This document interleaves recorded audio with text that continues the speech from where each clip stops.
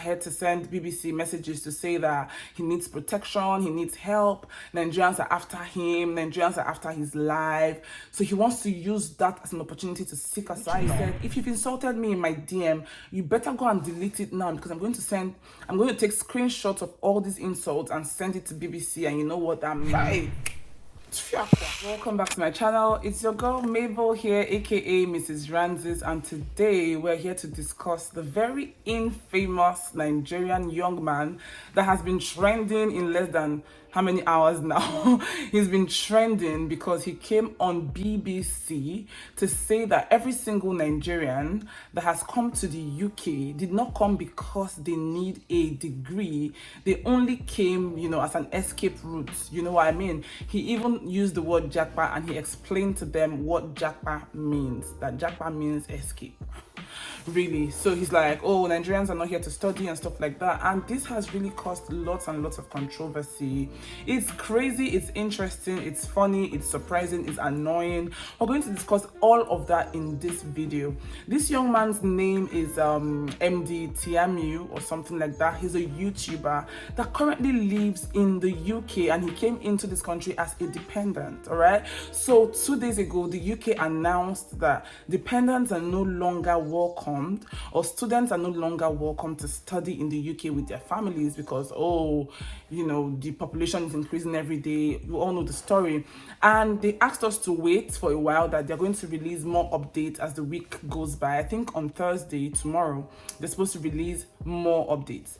And then after that announcement, the next thing we're seeing on BBC is our dear Nigerian brother Emdee Tiamiyu saying and passing this funny narrative. Honestly, before I put on my camera to come here, I gave him a chance. I tried to hear him out. I personally invested my night into trying to hear this young man out, just in case Nigerians are dragging him for something that, was not really his fault. We are all aware that, the EU exited Brexit, and that left a gap in the UK in terms of population and workforce as well.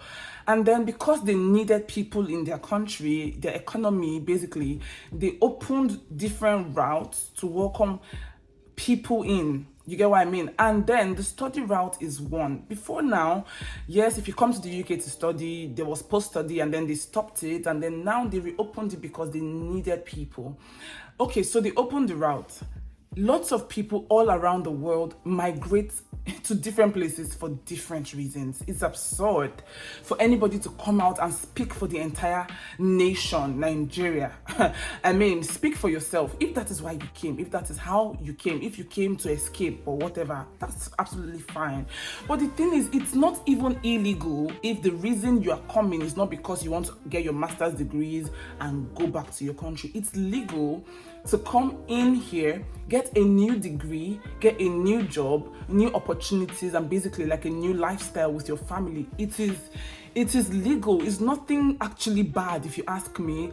So going out to paint a picture on BBC about your fellow Nigerians, saying that, they do not need a degree. As in, even yesterday on the live video, he was saying, on Daddy Freeze's live video, he was saying that Nigerians cannot afford £15,000 for tuition. And it gave me a clearer understanding of where he's coming from. It gave me a clearer understanding of his circle, like the people around him. Because honestly, I do not get it. Yes, some people come here. I know people that have come here to get their master's degrees and they went back home. Some people come to get their degree, they leave their families back in Nigeria, they come here, do what they want to do, and they go back. Some people do not like abroad. It's not for them. It's not everybody that comes here to study. Of course, the UK has one of the top degrees in the world. If you can afford a UK degree, why not? If not, you get what I mean? And then it's not free of charge. If you think that you want to use this opportunity to migrate into a new country, it's not free of charge. People pay through their nose.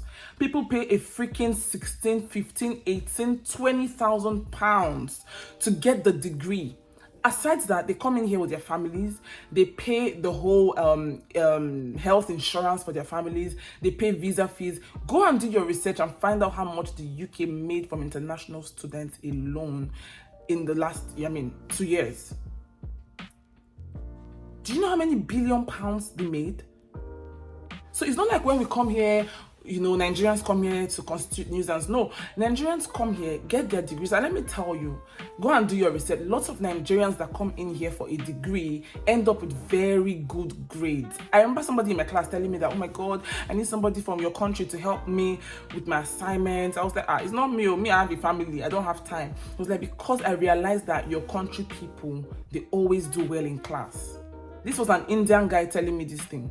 So if you came here because you do not have studies in mind, I do not think you will, you will even go ahead with the education. I do not think you will end up even coming out with good grades. How do you pay £16,000 and you're saying you do not need, like, if I don't need a degree, is education the only route to leave the country or to come into the UK? There are other routes. Like, people literally need these things. If you did not need it, or whoever you are depending on does not need it, that's not to say that you would speak for the entire nation.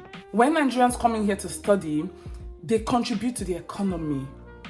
We make a large percentage of the workforce of this country. Nigerians pay their taxes. Dependents that come in end up, being a part of the system, and they end up building the system, building the economy. So it's not like, it's some freebie. It's not like, oh, here's where it gets interesting. Some believe that Emdee Tiamiyu was used, and others believe that it was a deliberate act. Like, he's not an illiterate. He knew exactly what he was doing. And they believe so because he went ahead to send BBC messages to say that he needs protection, he needs help, Nigerians are after him, Nigerians are after his life. So he wants to use that as an opportunity to seek asylum and probably get his papers in this country. So people are like, oh, it was deliberate and stuff like that. But what do you think? Do you think he was used? Do you think he was just very naive about the entire thing? Maybe he was just naive. Or do you think he intentionally did this so that he can use it as an escape? He can use it himself to jackpot. I mean, yesterday he was live on Twitter, he was live on Instagram, that he frees live up until like past 2 a.m.-ish, and literally Nigerians wanted to hear him out. Nigerians were interested in hearing him out. Like, why did you say what you said? What did they ask you? Why did you say what you said? First of all, he came out, he was very proud, he was very boastful. On Twitter, he literally said, if you've insulted me in my DM, you better go and delete it now, because I'm going to take screenshots of all these insults and send it to BBC, and you know what that means. So he wasn't understanding where Nigerians were coming from, because this is really, really bad, to be honest. This is really, really, really, really, really not good. One thing I think that people fail to realize is that they fail to understand the difference between being famous and being infamous. Both of them make you popular, but one makes you popular for something good. Hilda Bassi is famous.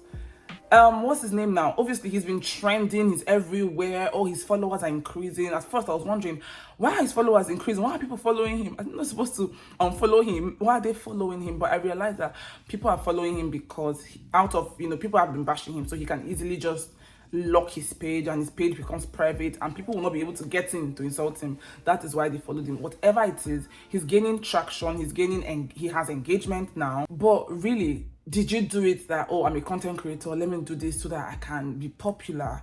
Is it about being popular? What do you want to be known for? What should people remember you for? Should people remember you and be insulting your life, insulting your generation, bashing you? I mean, yesterday, he would have just come out to say, oh, I was nice. Because somebody asked him, why, what did they ask you? He said that they said, oh, Nigerians are coming in a lot, that what is the motivation? So they asked you, what is the motivation behind your country people coming into the UK to study? You could not explain to them how Nigerians like education. You could not explain to them how everybody want to bag a UK degree if they can afford it. You cannot explain to them how people want to come in here to also build the economy here, learn what they want to learn, and go back home to implement it at home. You could not think of anything else. You could not say, oh, we're family oriented, because definitely in our community back home, we have our families there to support us. And if there's an opportunity for you to come in here and come in with your family, why not? For crying out loud, why would you not come in? Why must it be you? They have literally interviewed so many other people. They've asked people questions. Why is it you that will be passing such a very heavy narrative? And now Nigerians are scared that, okay, they announced on Monday, they announced that, oh, international students cannot come with dependents. And then they said they have further announcements. And then after the announcement, 2 days later or a day later, they released this news. Because according to him, the news wasn't even supposed to air yesterday, it was supposed to air today. Now they've released the news, and tomorrow there's an update. So Nigerians fear. I hope they're not going to blacklist Nigerians. I hope they're not going to, Nigerians fear. He's busy saying, oh, I'm not the reason why the UK made that decision. Obviously, you cannot be the reason. It's not area market where they'll do one small council meeting and make such decisions. He's not the reason, but you are passing a very false narrative. How do you say Nigerians cannot afford £15,000 for tuition? People pay £20,000 for tuition. Like, if you cannot afford it, that does not mean that other Nigerians cannot afford it. Why would you do that? For what reason? To what end? What were you trying to achieve? What were you trying to really... Because he said, oh, the interview was at least 1 hour, and then they released only a 25-second clip, and Nigerians are crucifying him. That he said other nice things. But did you fail to realize that this is the media? You said other nice things in your words, but you betrayed. I don't know if betrayal is the word, but I would say lied. Because if you want to come to the UK to start a new life, the government is aware. They made provision for that. That is exactly why there is the post-study visa. And it is also helping build the economy here. So why would you say that? Sorry, there's an aeroplane passing in case you can hear any noise. So yesterday he was laughing, he was boastful, he was nervous. I understand the nervousness, but you're trying to say you're sorry. It's not even a plane, it's a helicopter. This minute you are saying you're sorry, if you think I did this, yeah. The next minute you are laughing. People wanted to see remorse, because obviously this is really heavy. People wanted to see remorse. Oh, I did not know. Oh, I don't know, people wanted to hear you say something, but at the end of the day, you went there, you were laughing, you were threatening people, you were saying you were going to report to BBC, you were saying, oh, you need protection. Are you serious right now? Did people from other nationalities not come to this country? Are Nigerians the most populated set of people that have come in? I think we're like the third. Did you see anybody from any other country coming on BBC to say, oh, my people are not coming because they want to really study, they are coming because... For real, bruv. For real. Hey. He also said that the Nigerians that are angry with him are Nigerians that are like the unfortunate ones, in quotes, because they feel like he has spoiled their plans. I'm sorry, no. Nigerians abroad are not happy. Nigerians back home are not happy. Poor Nigerians are not happy. Middle class, they're not happy. The rich, they're not happy, because who does that? Like, Nigerians already go through lots of attacks in the world, and that's because of our population. Do you know the population of Nigeria? Do you know that the population of Ghana is not up to the population of only Lagos State in Nigeria? Only one state. So definitely, if you meet 20 people, at least maybe 4 of them will be Nigerians. So Nigerians go through lots of attacks all over the place, and then you in Nigeria, you go on TV to pass such a narrative. I'm sorry. You guys, tell me what you think. Did you watch the video? Did you agree with him? Of course, I'm sure everybody has fans, so there will be people that will agree with him. Did you agree with him? If you agree with him, why do you agree with everything that he said? Do you think he was saying the truth? Are you... How do you feel about it? I really want to know how my people are feeling, because it's not funny. I feel very rough. I'm going to end this video here. Let's continue in the comment section. I'm going to see you guys next time. Take care. I love you. Bye-bye.